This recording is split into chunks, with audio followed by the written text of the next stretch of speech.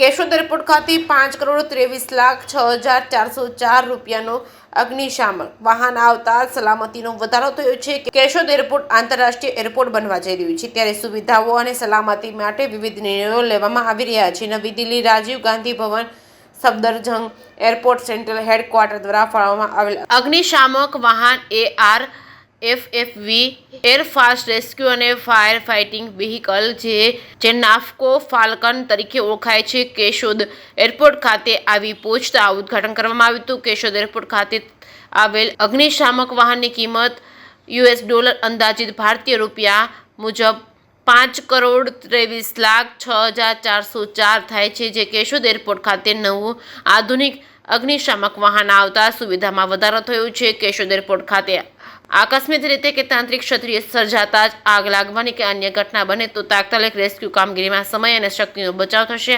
આવનારા દિવસોમાં મોટા વિમાનો કે કેશોદ એરપોર્ટ ખાતે સફળ રીતે ઉતરી શકે એ માટે ખૂટતી સલામતીના સાધનો ઉપલબ્ધ કરાવવામાં આવતા કેશોદ વિસ્તાર હવાઈ યાત્રિકોને મોટા વિમાનની સેવા મળવા લાગશે. જે કેસરી ગુજરાતી સાથે રાજુ પંડ્યા, કેશોદ.